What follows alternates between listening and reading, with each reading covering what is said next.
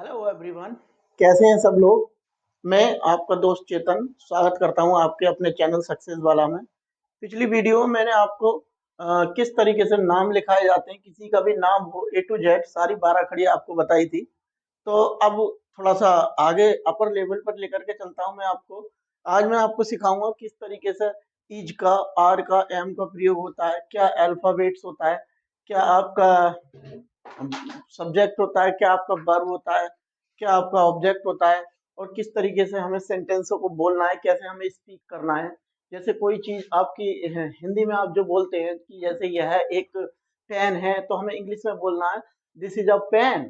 क्या बोलना है हमें? This is a pen. अगर यही पेन मैं दूर रख दूं तो मैं बोलूंगा कि दैट इज अ पेन। अगर कोई एक वस्तु अगर हमारे पास में है तो हम बोलेंगे दिस इज अ पेन। अगर कोई वस्तु हमसे दूर है तो हम बोलेंगे दैट इज अ पेन। बहुत ही शानदार वीडियो लेकर के आया हूँ आपके बीच, तो बने रहना वीडियो के साथ अंत तक। चलते हैं वीडियो की तरफ। Let's start.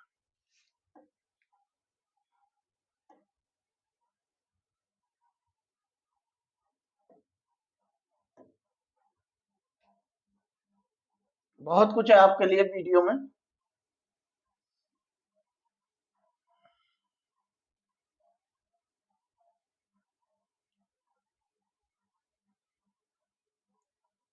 तो स्टार्टिंग करने से पहले थोड़ी बेसिक सी जानकारी हो जाए। सबसे पहले बात करते हैं अल्फाबेट्स। बात करते हैं अल्फाबेट्स की। तो जैसे हिंदी में आपकी वर्णमाला होती है, उसी तरह से इंग्लिश में भी वर्णमाला होती है, जिसमें 26 लेटर्स होते हैं, और वर्णमाला को इंग्लिश की अल्फाबेट्स बोला जाता है। जो अंग्रेजी की वर्णमाला होती है उसको अल्फाबेट्स बोला जाता है। जैसा कि हम जानते हैं कि हिंदी भाषा में हिंदी वर्णमाला होती है, उसी प्रकार अंग्रेजी भाषा में अंग्रेजी वर्णमाला होती है। जिस अंग्रेजी वर्णमाला में 26 लेटर्स होते हैं। कितने लेटर्स होते हैं माय डियर स्टूडेंट? 26।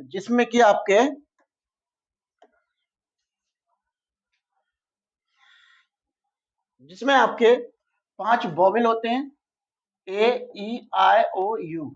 और बके जो बाकी बचे हुए हैं वो आपके कॉन्सोनेंट्स होते हैं। जैसे ए निकाल दिया, वी सी डी, ई निकाल दिया, एफ जी एच, आई निकाल दिया, जे के एल एम एन, ओ निकाल दिया, P Q R S T U निकाल दिया, वी यहाँ से ए निकाल दिया, यहाँ से ई निकाल दिया, ए ई, यहाँ से आई निकाल दिया, और यहाँ से ओ निकाल दिया, और यहाँ से यू निकाल दिया।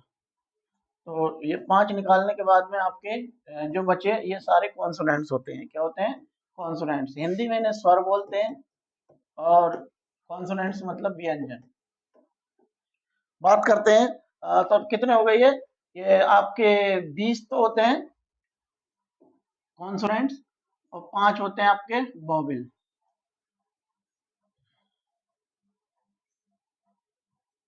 5 होते हैं आपके वोवेल, 20 आपके कॉन्सोनेंट्स, और 5 होते हैं आपके वोवेल। अब आप सोच रहे होंगे ये तो 25 ही हो गए, और लेटर बताए मैंने 26। एक कहाँ गया भाई? एक कहाँ गया? तो एक क्या होता है माय डियर स्टूडेंट्स? एक हमारा वाई होता है, वाई, जिसे हम सेमी वोवेल बोलते हैं। क्या बोलते हैं? Semi vowel. वाई। वाई एक ऐसा लेटर है जो स्वर की भी आवाज निकालता है और व्यंजन की भी साउंड निकालता है, इसलिए हम इसको सेमी वोवेल कहते हैं। क्या बोलते हैं? Semi vowel. कैसे? फॉर एग्जाम्पल अगर मैं बोलता हूं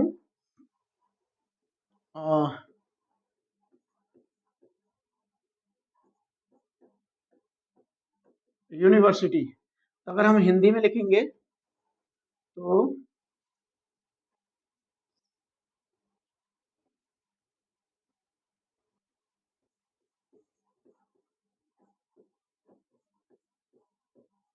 यूनिवर्सिटी, तो हम देखेंगे इस टी का तो आपका क्या हो गया?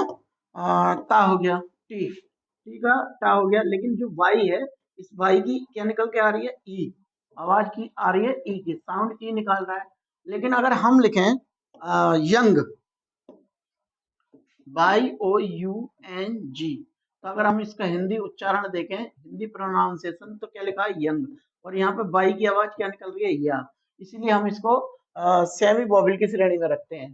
तो जानकारी अच्छी लगी हो तो एक बार लाइक, कमेंट और शेयर जरूर करते रहें वीडियो को। बढ़ते हैं थोड़ा आगे।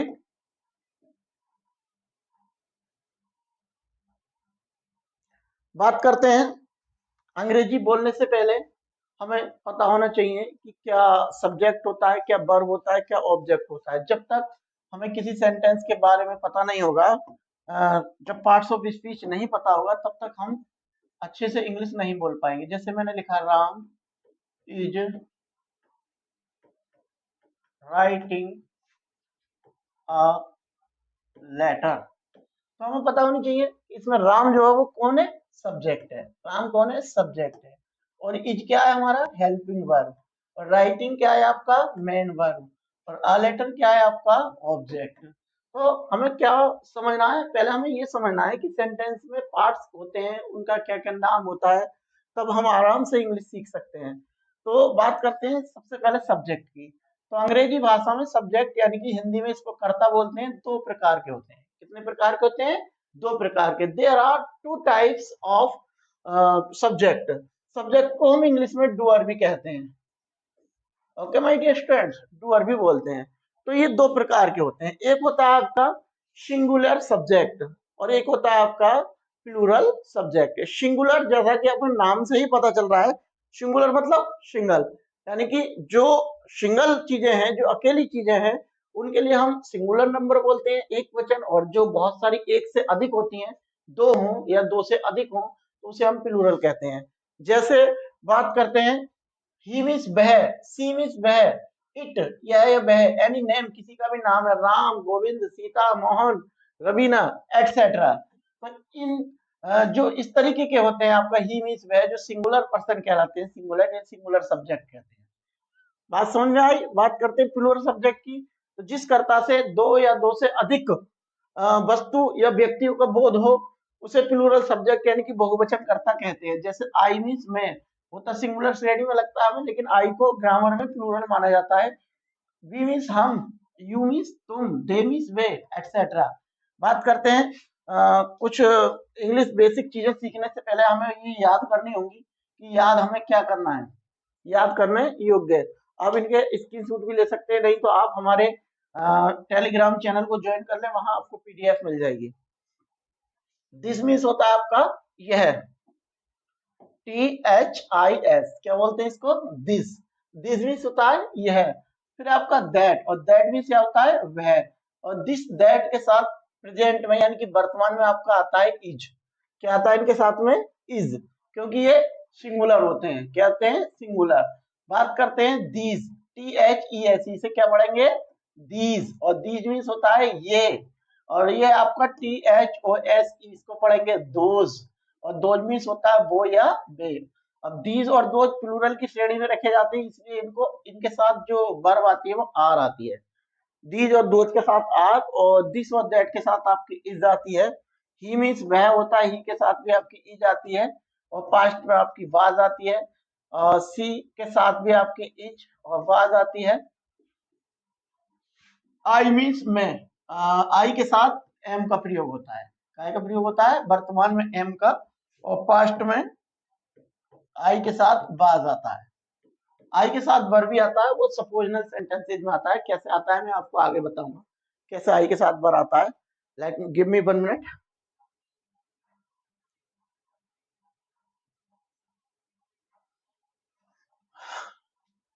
आगे बढ़ते हैं। वी मीन्स होता है हम, वी भी प्लूरल श्रेणी में आता है। यू मीन्स तुम, ये भी प्लूरल श्रेणी में आता है। दे मीन्स वे, ये भी प्लूरल श्रेणी में आता है। और ये बेजान वस्तुओं यानी कि कीट पतंगे, छोटे मोटे जानवर, बेजान वस्तुओं, इनके लिए क्या आता है? इट आता है। बेजान वस्तुओं, जानवरों एवं पक्षियों के लिए।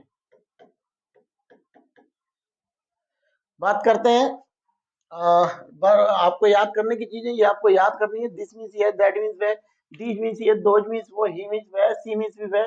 देखिए ही मीन्स वह जो होता है ये पुरुष के लिए होता है, यानी कि मेल के लिए। अगर कोई पुरुष है उसको वह बोलेंगे तो ही बोलेंगे। अगर कोई स्त्री है सी, तो ये आता है आपका स्त्री के लिए यानी कि फीमेल के लिए। फीमेल के लिए आपका सी आता है और मेल के लिए आपका ही आता है। तो वह आपके तीन तरह के हो गए, एक तो आपका ये वह हो गया, और एक आपका ये वह हो गया, और एक आपका ये वह हो गया। ठीक है, तो याद रखना है कहाँ कौन से वह की इंग्लिश क्या आनी है। वह की आई मीन्स मैं होता है, बी मीन्स हम तो होता है, यू मीन्स तुम होता है, दे मीन्स होता है, इट मीन्स यह और वह दोनों होता है। बात करते हैं सेंटेंस की, लेकिन सेंटेंस से पहले मैं आपको बता दूं, सेंटेंस से पहले हमें एक चीज की और पता होनी चाहिए, वो होती है हमारी वर्ब। क्या होती है हमारी वर्ब। हमें वर्ब के बारे में भी जानकारी होनी चाहिए। वर्ब भी हमारी दो तरह की होती है, एक सिंगुलर और एक प्लूरल। प्लूरल ऑलरेडी होती है, जो मेन फॉर्म में दे रखी होती है वो प्लूरल ही दे रखी होती है। जैसे हमें लिखा है राइट, WRITE, राइट। अगर हम इसको सिंगुलर बनाएंगे तो हमें इसमें एस जोड़ना होगा। क्या जोड़ना होगा? एस जोड़ना होगा। अगर हमें राइट को सिंगुलर बनाना है तो एस जोड़ना होगा, WRITES, राइट। अब आपकी सिंगुलर हो गई। तो वर्ब भी याद रखना, जो नियम होते हैं कि सिंगुलर सब्जेक्ट के साथ, सिंगुलर सब्जेक्ट के साथ सिंगुलर वर्ब का प्रयोग होता है, और प्लूरल सब्जेक्ट के साथ, जो प्लूरल सब्जेक्ट होगा आपको, प्लूरल सब्जेक्ट के साथ प्लूरल वर्ब का प्रयोग होता है। ठीक है, तो वर्ब सब्जेक्ट एग्रीमेंट आप समझ रहे होंगे, और जब मैं आपको कराऊंगा तो और अच्छे से समझ में आएगा। ओके, बढ़ते हैं आगे, बात करते हैं सेंटेंस की। देखिए, आपको वर्ब समझ में आया। आपसे मैं एक बात पूछूं कि what is the smallest unit of a language. किसी भी लैंग्वेज की सबसे छोटी इकाई क्या कहलाती है? बताइए। चलिए मैं बताता हूँ। किसी भी भाषा की सबसे छोटी इकाई होती है वो उसकी ध्वनि होती है। क्या होती है? ध्वनि, यानी कि साउंड। ठीक है, साउंड। और साउंड को मिलाने के बाद में, मैं इसको इरेज करता हूँ थोड़ा।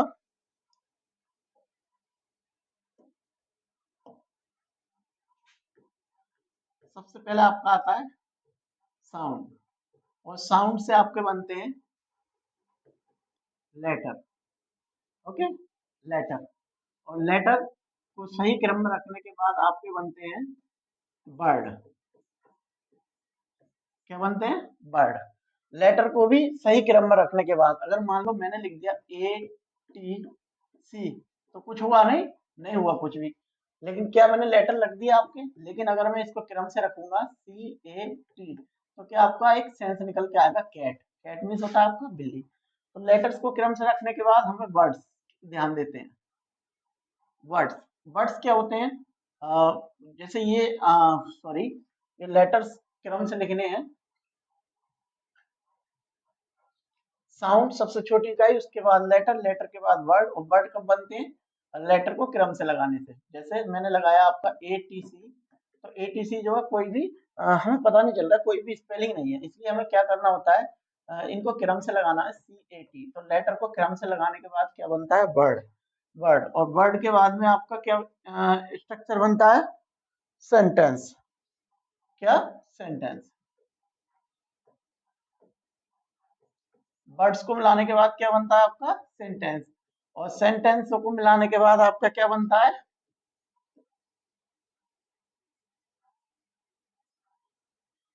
पैराग्राफ। और पैराग्राफ को बहुत सारे पैराग्राफ होने के बाद क्या बन जाती है आपकी? स्पीच, लैंग्वेज, जिसे आप बोलते हैं। तो आपको करना क्या है? सबसे पहले हमें साउंड सीखे, मैंने आपको 12 घड़ी बताई। उसके बाद लेटर्स, आपको लेटर ज्यादा से ज्यादा, आपको वोकेबलरी याद होनी चाहिए। जैसे ए से जेड तक दो दो तीन तीन तरह की स्पेलिंग, जैसे एप्पल हुआ, आंट हुआ, एरोप्लेन हुआ, एक्स हुआ, एरो हुआ, मतलब जितनी ज्यादा एक एक लेटर से आपको स्पेलिंग याद होंगी, आपको इतनी ही आसानी होगी इंग्लिश बोलने में। उसके बाद में आपको सेंटेंस बताया जाएगा। फिर सेंटेंस के बाद पैराग्राफ बनते हैं, पैराग्राफ बनने के बाद में आपकी एक स्पीच तैयार हो जाती है, और आप आराम से बोलते चले जाते हैं फ्लुएंटली इंग्लिश। तो बात करते हैं सेंटेंस की।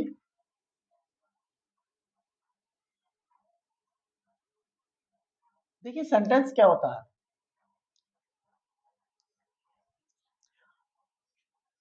कहने का मतलब है सेंटेंस एक ऐसी चीज है, a group of words, a group of words which makes a complete sense is called a sentence. कहने का मतलब है माय डियर स्टूडेंट्स कि शब्दों का जो अक्षर होते हैं, शब्दों का एक ऐसा समूह जिसे क्रम से लगाने पर उससे कंप्लीट अर्थ निकले, मतलब हमें पता चल जाए, एक प्योर स्टेटमेंट निकल के आए, तो वो हमारा सेंटेंस कहलाता है। लिखा है अ ग्रुप,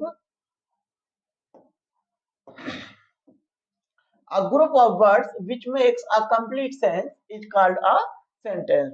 यानी कि शब्दों का एक ऐसा समूह जिससे एक कंप्लीट सेंस निकलता है, पूरा अर्थ निकलता है, सेंटेंस कहलाता है। जैसे अगर मैं लिख दूं ए दिस कैट इज, तो अगर मैंने लिखा तो ये भी वर्ड, लेकिन क्या है ये जो वर्ड जो मैंने क्रम से नहीं लिखे। अगर मैं इसको क्रम से लिखता हूं, दिस इज अ कैट, तो हमें इसका एक अर्थ निकल रहा है पूरा कि यह एक बिल्ली है। तो समझ में आई, दिस इज अ कैट, यह एक बिल्ली है। तो कहने का मतलब है कि शब्दों का, वर्णों का एक ऐसा समूह जिससे कंप्लीट सेंस निकले, सेंटेंस कहलाता है। ठीक है माय डियर फ्रेंड, बात करते हैं टाइप ऑफ सेंटेंस की। सेंटेंस कितने प्रकार के होते हैं? Give me 1 minute, I want to drink water.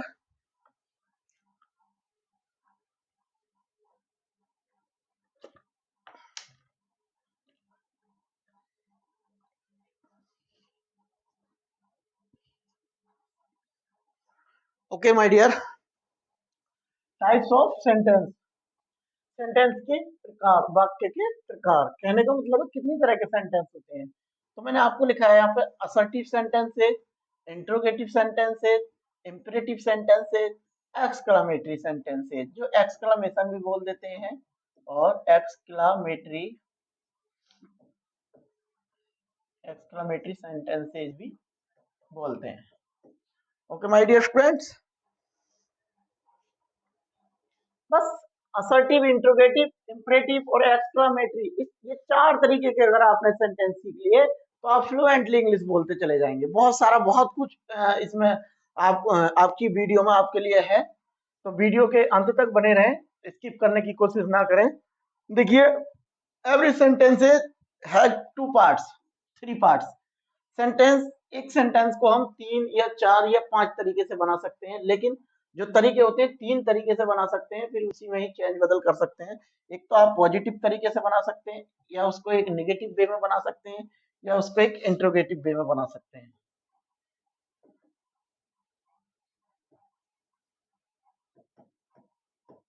एक सेंटेंस को आप कितने वे में बना सकते हैं? 3 वे में। इंट्रोगेटिव निगेटिव भी कर सकते हैं, है ना? लेकिन क्या करना है, अभी हमें सीखना है पॉजिटिव, निगेटिव एंड इंट्रोगेटिव। तो पॉजिटिव को हम अफर्मेटिव भी बोलते हैं, पॉजिटिव को हम अफर्मेटिव भी बोलते हैं। मैंने तीनों के स्ट्रक्चर के फॉर्मूला लिख दिए हैं आपको, तीनों स्ट्रक्चर लिखे हुए हैं। ये इंट्रोगेटिव वहां का यहाँ आ गया लिख करके, mind it, don't mind it.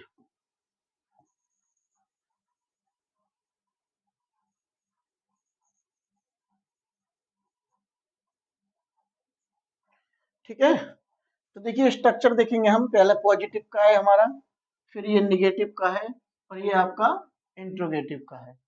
तो पहले आपका सब्जेक्ट आएगा, फिर आपका वर्ब आएगा, फिर उसके बाद आपका ऑब्जेक्ट आएगा, फिर सब्जेक्ट आएगा, वर्ब आएगा, नॉट आएगा, ऑब्जेक्ट आएगा। इंट्रोगेटिव में वर्ब पहले आएगा, फिर सब्जेक्ट आएगा, फिर ऑब्जेक्ट आएगा, और उसके बाद एक इंट्रोगेटिव चिन्ह भी आता है। तो देखिए जैसे आपको मैंने एक ही वाक्य को 3-3 तरीके से बनाने की कोशिश की है। कितने तरीके से? 3-3 तरीके से बनाने की कोशिश की है। अच्छा लगे तो एक बार लाइक जरूर करना। बढ़ते हैं थोड़ा सा आगे। आपका लिखा है यह एक कार है। हम एक बात को 3 वे में बोल सकते हैं, पॉजिटिव वे में, नेगेटिव वे में, या इंट्रोगेटिव वे में। मैं कह सकता हूँ यह एक कार है, या मैं बोल सकता हूँ यह कार नहीं है, या मैं कह सकता हूँ क्या यह एक कार है। तो क्या यह एक कार नहीं है? हैं? तो इस तरीके से आप जो है बोलेंगे इंग्लिश में। तो इंग्लिश में कैसे कहेंगे हम, यह एक कार है, यानी कि यह को बोलते हैं हम दिस, और है को बोलते हैं इज, और अ कार। हमें ग्रामर का रूल्स आपको पता हो या ना हो, लेकिन आप अंग्रेजी आराम से बोलेंगे। कैसे? जब पॉजिटिव आपका सेंटेंस होगा तो आपको करना क्या है,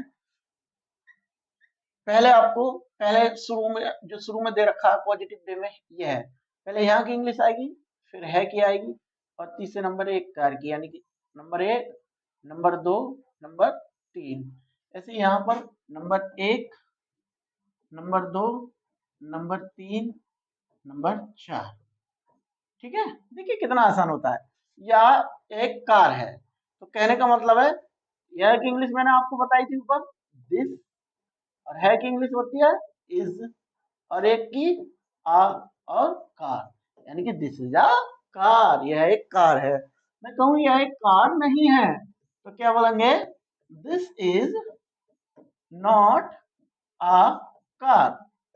और इंट्रोगेटिव की बात करें, तो इंट्रोगेटिव में क्या होता है माय डियर स्टूडेंट, जब कभी भी क्या जो क्या होता है वो सेंटेंस के शुरू में आ जाए, चाहे वो किसी तरीके के सेंटेंस हो, तो उसकी इंग्लिश नहीं आती है।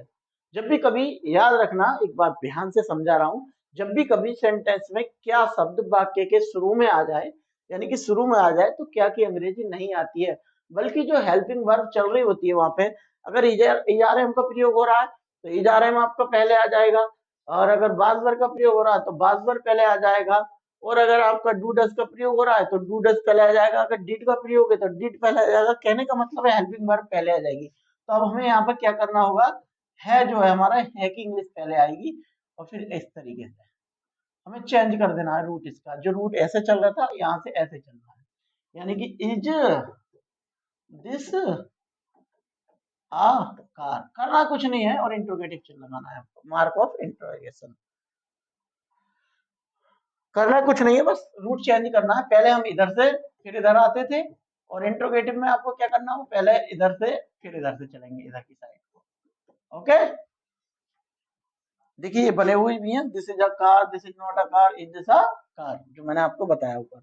आप इसकी जगह कुछ भी बोल सकते हैं कि यह एक कार है, या यह एक पेन है, यह एक लैपटॉप है, दिस इज अ लैपटॉप। मैंने कहा मैंने कहा यह एक बोतल है, तो आप क्या कहोगे, दिस इज अ बोतल। मैंने कहा कि कोई भी चीज है, यह एक बल्ब है, तो आप कहेंगे दिस इज अ बल्ब। मैं कहूंगा यह एक बल्ब नहीं है, तो आप कहेंगे this is not a bulb. मैं कहूंगा क्या यह एक बल्ब है, तो आप कहोगे इज दिस अ बल्ब। तो are you getting my point? बात करते हैं, वह,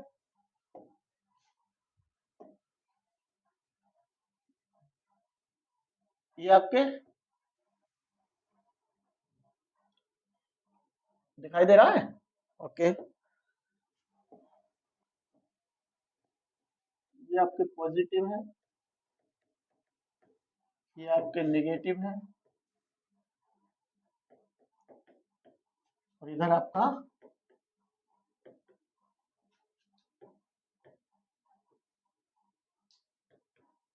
इंट्रोगेटिव है।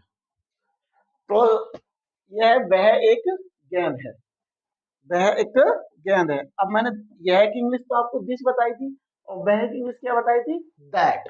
तो क्या बोलेंगे, दैट इज अ बॉल, यानी कि वह एक गेंद है। कहने का मतलब है माय डियर स्टूडेंट्स, मेरे हाथ में ये पेन है, अगर मैं, ये मेरे पास है, अगर मैं अकेला हूं, मैं मेरे पास में है और ये अकेली चीज है, मतलब सिंगल थिंग, एक वस्तु है, तब हम बोलूंगा मेरे पास है, तो दिस इज अ पेन।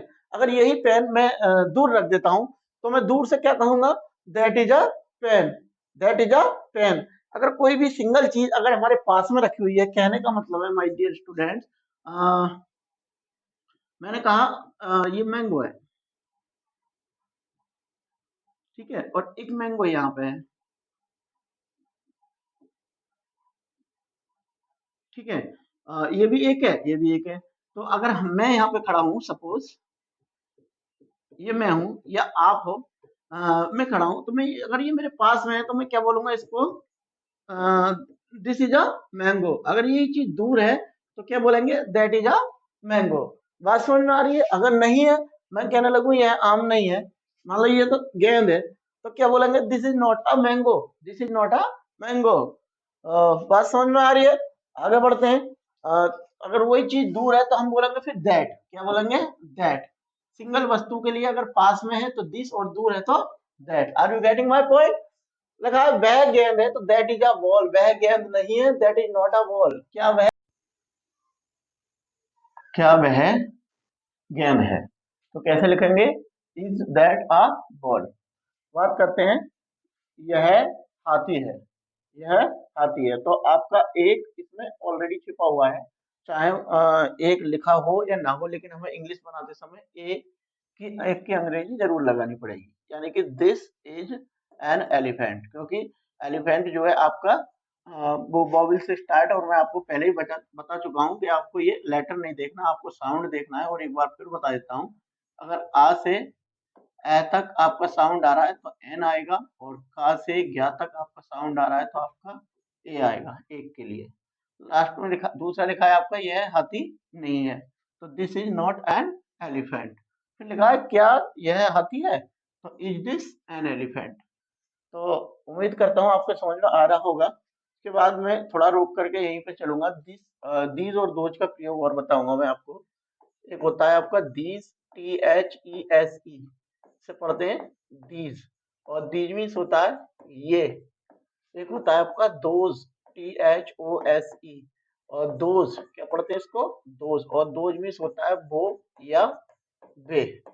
अगर दो या दो से अधिक वस्तु हैं और अगर वो हमारे समीप हैं, तब हम बोलेंगे दीज आर, जो भी है, these are ball, these are books. अगर वस्तुएं कई सारी हैं, दो से अधिक हैं और वो दूर रखी हुई हैं, तब हम बोलेंगे दोज आर बॉल्स।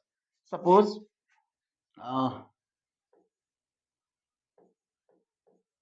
ये बॉल्स पड़ी हैं और ये बॉल्स पड़ी हैं, यहां मैं हूं, तो यहां बोलेंगे ने दीज आर बॉल्स। क्या बोलेंगे, दीज आर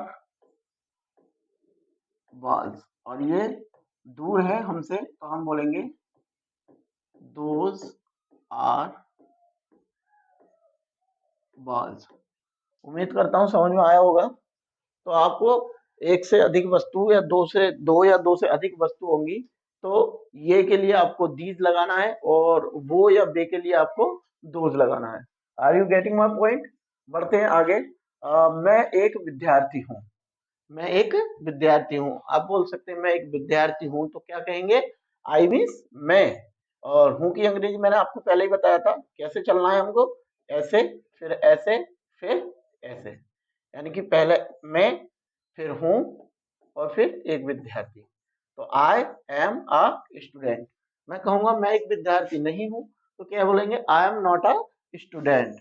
फिर लिखा है क्या मैं एक विद्यार्थी हूँ, तो बोलेंगे M I a student.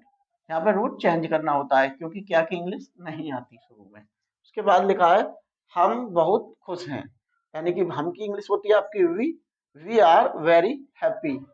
Very means होता है बहुत, हम बहुत खुश हैं, वी आर वेरी हैप्पी।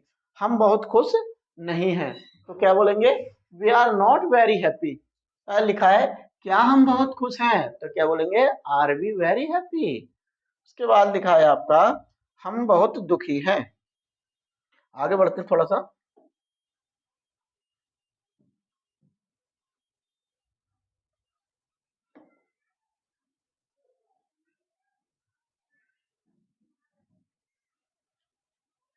हम हम बहुत दुखी हैं। तो सॉरी, यहाँ पर टाइपिंग एरर हो गया है, यहाँ पर बी लिखना है हमें, we. We are very sad, हम बहुत दुखी हैं। हम बहुत दुखी नहीं है, तो क्या बोलेंगे, we are not very sad, we are not very sad. लिखा है क्या हम बहुत दुखी हैं, तो are be very sad, are be very sad.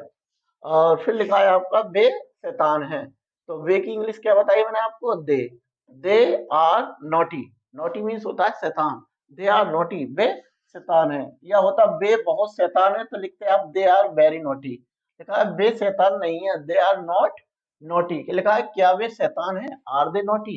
तो पॉजिटिव, नेगेटिव और इंट्रोगेटिव तीनों वे में आप लिख सकते हैं। उसके बाद है वह एक डॉक्टर है, और डॉक्टर से क्या जाहिर हो रहा है कि ये पुरुष है। क्या ये पुरुष है? जब ये पुरुष है तो हमें बताया वह के लिए यूज होगा आपका ही का, यानी कि ही इज अ डॉक्टर।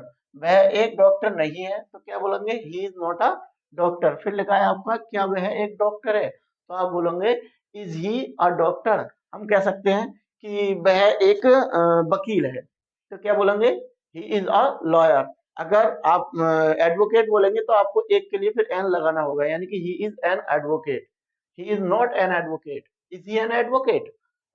वह एक किसान है, तो क्या बोलेंगे? He is a farmer. वह एक किसान नहीं है तो क्या कहेंगे? He is not a farmer. अगर लिखा है क्या वह एक किसान है तो क्या कहेंगे? Is he a farmer. तो उम्मीद कर रहा हूँ आपके समझ में आ रहा होगा। उसके बाद लिखा है वह एक नर्तकी है। वह एक नर्तकी है। नर्तकी कहते हैं जो डांसर होती है, लेडी डांसर। जो लेडी डांसर होती है, लेडी डांसर, उसको इंग्लिश में बोलेंगे नर्तकी। तो यानी कि यहाँ भी वह है लेकिन यहाँ पे लेडी है। मैंने बताया था मेल के लिए आप ही लगाएंगे वह के लिए, और फीमेल के लिए आप सी लगाएंगे। तो हमने सी लगाया, सी इज अ डांसर। वह एक नर्तकी है, वह एक नर्तकी नहीं है तो कहेंगे सी इज नॉट अ डांसर। क्या वह एक नर्तकी है तो कहेंगे इज सी अ डांसर। उम्मीद करता हूँ आपके समझ में आया होगा। अब यहाँ से बढ़ते हैं कुछ आगे मोस्ट टॉपिक की ओर।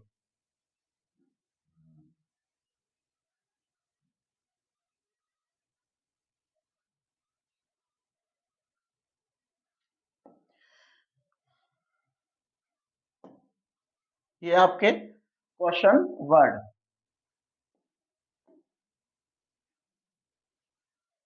क्वेश्चन वर्ड ये आपके लिए बहुत मोस्ट है, वेरी मोस्ट। क्योंकि आपसे कहीं भी क्वेश्चन करेगा वो आपको WH टाइप में ही कहेगा। कैसे करेगा? WH टाइप में, यानी कि सेकंड टाइप में क्वेश्चन पूछेगा आपसे। मैंने आपको बताया कि फर्स्ट टाइप और सेकंड टाइप दो तरह के क्वेश्चन होते हैं, first type and second type. Interrogative कितने तरह के होते हैं?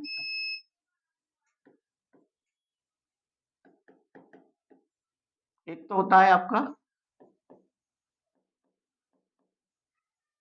फर्स्ट टाइप, एक होता है आपका सेकंड टाइप। इसको हम yes no, yes no type भी बोलते हैं, और इनको हम WH टाइप भी बोलते हैं। कहने का मतलब है कि इन क्वेश्चनों का आंसर हम अपनी जो गर्दन है उसको हिलाकर दे सकते हैं। जैसे मैंने पूछा आर यू अ स्टूडेंट, तो आप क्या कहोगे? गर्दन हिलाकर कह सकते हैं यस। और मैंने कहा आप जैसे लड़की हैं और मैंने पूछा आर यू अ बॉय, तो आप कहोगे नो। आप कहोगे नो। तो कहने का मतलब है अपनी जो नेक है, अपनी गर्दन को हिलाकर हम अगर आंसर दे दें तो वो जो हमारा इंट्रोगेटिव होगा वो फर्स्ट टाइप होगा। लेकिन अगर हम अपनी गर्दन को हिलाकर आंसर नहीं दे सकते तो वो हमारा सेकंड टाइप होगा। जैसे मैंने पूछा what is your name, what is your name, तुम्हारा क्या नाम है? What is your father's name, what is your mother's name, what is your sister's name, what is your school's name. तरीके से क्वेश्चन अगर आपसे कोई करेगा तब आप गर्दन हिलाकर आंसर नहीं दे सकते, फिर आपको बताना पड़ेगा कि माय नेम इज ये, जो भी आपका नाम है। तो ऐसे क्वेश्चन आपके WH टाइप कहलाते हैं, और हमें बोलने के लिए या किसी से बात करने के लिए इनका प्रयोग करना बहुत जरूरी है। आपको ये बहुत जरूरी सीखने होंगे। तो बात करते हैं ये सब पढ़ते हैं हम व्हाट। क्या पढ़ते हैं? व्हाट। और व्हाट मीन्स होता है क्या। फिर उसके बाद आपका व्हेन, और व्हेन मीन्स होता है कब। फिर आपका हाउ, हाउ मीन्स होता है कैसे। फिर है हु मीन्स होता है कौन। और वाई मीन्स होता है क्यों। और वेयर मीन्स होता है कहाँ। और हु मीन्स होता है किसे। आपको ये सारी जो लिखी हुई है PDF, ये आपको टेलीग्राम में मिल जाएगी। हमारे टेलीग्राम चैनल है सक्सेस वाला ऑफिशियल, और आपको डिस्क्रिप्शन में भी हमारे टेलीग्राम का लिंक मिल जाएगा। फिर है आपका कब से, और कब से को बोलते हैं हाउ लॉन्ग। हाउ लॉन्ग, अब यहाँ से समझेंगे। देखिए कुछ मैंने आपको एक स्पेशली तरीके से डिजाइन किया है। क्या करते हैं जब भी कभी विच आ जाए, क्या आ जाए? विच, तो विच के साथ जो भी नाउन सटा होता है वो पूरा का पूरा वाक्य में बाहर निकल के आ जाता है। मतलब जैसे मैंने कहा कि तुम्हें कौन सी मूवी पसंद है, तो आपको पूरा बाहर निकालना पड़ेगा, which movie do you like most. तुम्हें कौन सा रंग पसंद है, तो which colour do you like most.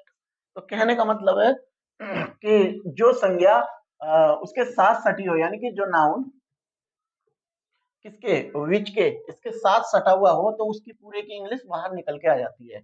Are you getting my point. उसके बाद है आपका हुज। हुज के साथ भी पूरा नाउन बाहर निकल के आता है। हुज मीन्स होता है किसका, किसकी या किसके। जैसे किसकी किताब है, किसकी पेंसिल है। मैंने कहा ये मेरे हाथ में पेन है, तो मैं पूछूंगा कि हुज पेन इज दिस, यह किसका पेन है। तो हुज के साथ पेन बाहर निकल के आएगा, इसलिए हम बोलेंगे हुज पेन इज दिस, यह किसका पेन है। अगर मेरे हाथ में किताब है, तो मैं पूछूंगा हुज बुक इज दिस, तो आप आंसर देंगे सर दिस इज माइन या दैट इज माइन। उसके बाद मेरे हाथ में अगर कोई बोतल है, तो मैं कहूंगा हुज बोतल इज दिस, तो आप कहेंगे दिस इज माइन। तो कहने का मतलब है हुज के साथ भी आपको पूरा का जो संज्ञा है वो बाहर निकल के आ जाएगी। उसके बाद ऐसे ही आपका हाउ मैनी है। हाउ मैनी और हाउ मच और हाउ फार, तीनों की हिंदी कितना, कितनी, कितने होती है। कितना, कितनी, कितने, कितना, कितनी, कितने। ये आपको किसी किताब में नहीं मिलेगा, मैंने आपके लिए स्पेशली डिजाइन किया है। कह रहा है कितना, कितनी, कितने, यानी कि काउंटेबल नाउन। कहने का मतलब है हाउ मैनी जो आता है वो काउंटेबल नाउन के लिए आता है। जैसा कि हमें नाम से ही लग रहा है, काउंटेबल। काउंटेबल यानी कि जिसकी हम काउंट कर सकें, जिस नाउन की हम गिनती कर सकें। जैसे कुर्सी, मेज, किताब, अलमारी, लैपटॉप, मतलब जितनी भी चीजें हैं इस दुनिया में जिनकी हम गिनती कर सकते हैं, जिनका हम काउंट कर सकते हैं, तो ऐसे नाउन्स के लिए हम काउंटेबल नाउन्स बोलते हैं। तो इसके लिए हम लगाते हैं कितना के लिए हाउ मेनी। कितना, कितनी, कितने। जैसे कितनी किताबें, तो हाउ मेनी बुक्स। कितनी पेंसिल है, हाउ मेनी पेंसिल। कितने घोड़े, हाउ मेनी हॉर्सेस। कितनी बकरियां, हाउ मेनी गॉट्स। तो are you getting my points. और देखिए हाउ मच जो आता है वो अनकाउंटेबल नाउन के लिए आता है। अनकाउंटेबल नाउन का मतलब है कि जिन नाउन्स को हम गिन नहीं सकते, जिन नाउन की हम काउंट नहीं कर सकते, यानी कि जिन नाउन्स की हम गिनती नहीं कर सकते। जैसे आपकी फीलिंग्स हुई, जैसे लव, लव हुआ, हेट हुआ, या कोई काम हुआ, या आपकी कोई मटेरियल हुआ, जैसे दूध है, चीनी है, तेल है, पानी है। तो ऐसी चीजों को हम क्या बोलते हैं, हाउ मच। जैसे हमें बोलना है कितना दूध, तो हम बोलेंगे हाउ मच मिल्क। हमें बोलना है कितना पानी, तो क्या बोलेंगे, हाउ मच वाटर। हमें बोलना है कितना तेल, तो हम बोलेंगे हाउ मच ऑयल। तो बात समझ रहे होंगे। यानी कि अनकाउंटेबल के लिए हाउ मच, और पूरा का पूरा बाहर निकल आता है how much milk, how much water. और इसी तरह यहाँ पे आपका हाउ मेनी आएगा कितना, कितने के लिए। एक चीज और होता है कितना, कितने, कितने, वो होता है दूरी के लिए। किसके लिए होता है, दूरी के लिए। जो डिस्टेंस बोलते हैं दूरी को इंग्लिश में, इसके लिए भी कितना, कितनी, कितने आता है। जैसे मैं कहूं कि तुम्हारा स्कूल तुम्हारे घर से कितनी दूर है, तो आप क्या बोलेंगे, how far is your school from your house. How far is your school from your house.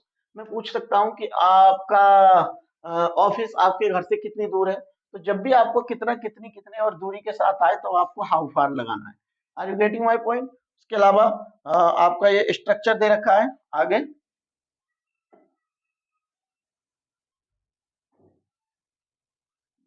ये आपका स्ट्रक्चर है डब्ल्यू एच टाइप का। कैसे बनाने हैं आपको क्वेश्चन डब्ल्यू एच टाइप, कैसे बोलने हैं, आप यहाँ देखेंगे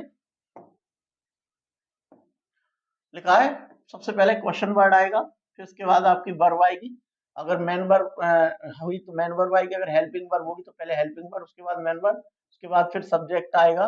सब्जेक्ट के बाद आपका ऑब्जेक्ट आएगा, और उसके बाद में आपका मार्क ऑफ इंट्रोगेशन यानी कि इंट्रोगेटिव चिन्ह लगेगा। कहने का मतलब है जैसे तुम्हारा क्या नाम है, तो यानी कि अब तक जो क्या आता था वो शुरू में आता था, तो जब शुरू में आता था तो क्या के अंग्रेजी नहीं लगाते थे। लेकिन अगर क्या हमारे वाक्य के बीच में आ रहा है, क्या, कब, कौन, कैसे, कहाँ, कितना, कितने, कितने, तो इनकी इंग्लिश हमारी सबसे पहले आ जाएगी। तो लिखा तुम्हारा क्या नाम है, तो सबसे पहले क्या, यानी कि व्हाट, फिर है तुम्हारा नाम, व्हाट इज योर नेम, तुम्हारा क्या नाम है। तुम्हारी माता जी का क्या नाम है, what is your mother's name. तुम्हारे पिताजी का क्या नाम है, what is your father's name. लिखा है तुम या आप कैसे हो, या तो इंग्लिश में तुम लिखा हो हिंदी में, या हिंदी में आप लिखा हो, लेकिन इन दोनों की ही इंग्लिश यू आती है।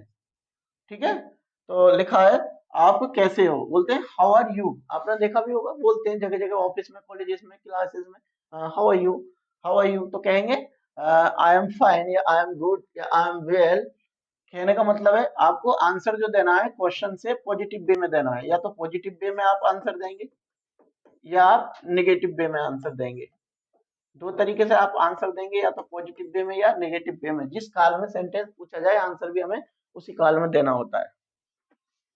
लिखा है तुम्हारी किताबें कहाँ हैं। कहाँ की इंग्लिश आपकी पहले आ जाएगी वेयर आर योर बुक्स, तुम्हारी किताबें कहाँ हैं। फिर लिखा है तुम्हारे पिताजी अब कैसे हैं। तुम्हारे पिताजी अब कैसे हैं, तो हाउ मीन्स कैसे होता है, how is your father now, आपके पिताजी अब कैसे हैं। आगे आपका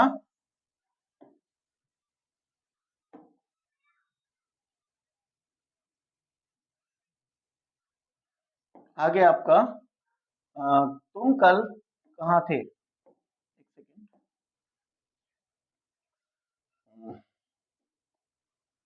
तुम कल कहाँ थे, तो ये आपका पास्ट का है। वेयर मीन्स कहाँ, वर मीन्स थे, यू मीन्स तुम, यस्टरडे मीन्स कल। मैं आपको बता दूं कि प्रेजेंट पास्ट और फ्यूचर तीनों में ही आपको यूज करना है इज एम और बाद वर्ब का। Present past and future. Present में आपका इज आर इज सिंगुलर के लिए,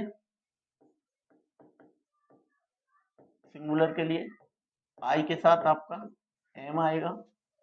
और पास्ट में आपका सिंगुलर के लिए वाज, और सॉरी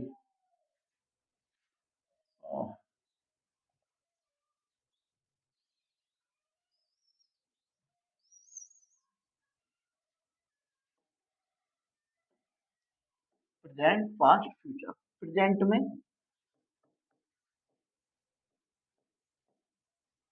सिंगुलर नाउन के साथ आपका इज आएगा, प्लूरल नाउन के साथ आपका आर आएगा, और आई के साथ आपका एम आएगा। पास्ट में सिंगुलर के साथ आपका वाज आएगा, और प्लूरल के साथ आपका वर आएगा। और फ्यूचर में आपका सिंगुलर हो या प्लूरल हो, या तो सिंगुलर हो या प्लूरल हो, दोनों के साथ क्या आएगा आपका विल बी, विल बी। कैसे, एक एक एग्जाम्पल के थ्रू समझेंगे। जैसे प्रेजेंट के तो मैं आपको काफी बनवा चुका हूँ, जैसे वह एक डॉक्टर है। क्या बोलेंगे, वह बहुत दुखी था। और फ्यूचर में लिखेंगे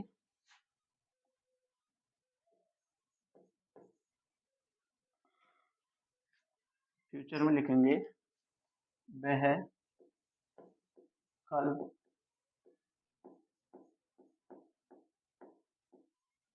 मंदिर में होगी। कैसे बनाएंगे, वह एक डॉक्टर है, ही इज अ डॉक्टर, क्योंकि ही जो है वो सिंगुलर है और सिंगुलर के साथ इज आता है। वह बहुत दुखी था, यानी कि ही मीन्स वह, और ही के साथ लगाएंगे वाज, क्योंकि ही हमारा सिंगुलर है। यहाँ पे बताया था आपको सिंगुलर के साथ पास्ट में वाज आएगा और प्लूरल के साथ वर आएगा। तो ही वाज है, वह बहुत दुखी था, he was very sad. Future में लगाएंगे कल, वह कल मंदिर में होगी, तो वह लेडी है, यानी कि she will be in the temple. और कल के लिए आएगा यहाँ पे टुमारो, आने वाले कल के लिए टुमारो लगाते हैं, और बीते हुए कल के लिए यस्टरडे लगाते हैं। तो उम्मीद करता हूँ आप लोगों को समझ में आया होगा। बढ़ते हैं थोड़ा आगे। आपको मैंने एक प्रैक्टिस शीट डिजाइन की है।